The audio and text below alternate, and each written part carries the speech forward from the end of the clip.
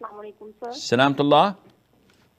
Sir, I have two questions, one for advice and second one for ruling. Okay. My first question is, like I see everywhere many abusive parents. So what Islam says about such abusive parents, like who take advantage of being parents, abuse their children, beat in every way, in every single act what they do. So if a child raises voice, why are you doing this with us? Why are you beating us? They say that you deserve this. And as same happens with adults and married also, they do same. If in some matter children don't listen their advice, they say like that our badwa will follow you, your children, if you don't listen us. While children are respectful towards them. So isn't Islam want such parents? I hope you understand my question. So Kalthum from India is asking about how to deal with abusive parents. And if you ask me this question on my website, you will always get the same template, which states that some people, we are created to be tested. الذي خلق الموت والحياة ليبلوكم أيكم أحسن عملا. Allah has created death and life to examine, to test us who would do best. And part of the tests that we see in front of us, some are tested with cancer, colon cancer, breast cancer, leukemia. Others are tested in their security. There is theft and murder in their own hometown where they live. It is not safe to go out. A third are tested by being bombed and attacked in war zones, like in Syria. Explosive barrels fall on people. They see their children, their loved ones being burnt alive in front of them, helplessly without being able to do anything.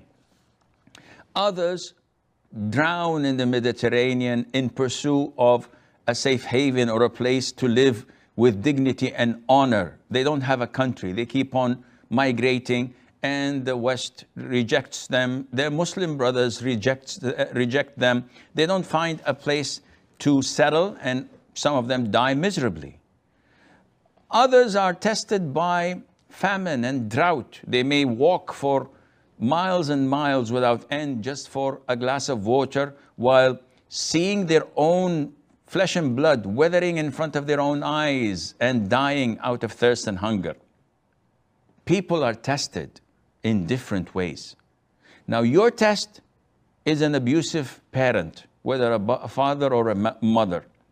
Would you like to exchange your test with those who I've mentioned earlier? The answer is definitely not. So what to do? This is your test from Allah Azza wa Jal. The parents are unlike anyone. So the parents are not a colleague that you can just shrug your shoulders and give your back to and go.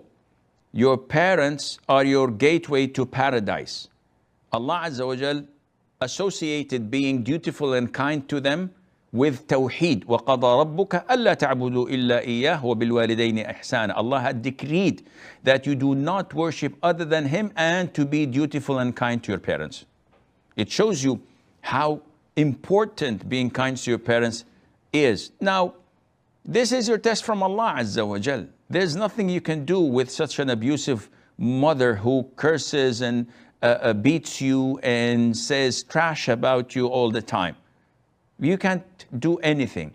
The only thing you can do is, first, be respectful, be dutiful, be obedient. Do not stare right into her eyes or your father's eyes as if you are challenging them, when people usually do this when they are abused or when they are angered. Even if you don't say anything, they can tell by the look in your eyes. Also, you must not argue with them. Don't try to defend yourself. Why did you do this? You always do this. You are disrespectful and you keep on, no, but I wanted to do this and do not argue. Do not defend yourself. Just acknowledge, say, it's true, I'm wrong, I apologize, please forgive me. Kiss their forehead, kiss their hands, try to go out of your way, suppress any negative feelings you are feeling, and think of the reward that Allah Azza wa Jal is preparing for you. Whether your children would be dutiful or not because of your treatment to your parents, this is not a rule. We know that Nuh, peace be upon him, had a disobedient son who died as a disbeliever.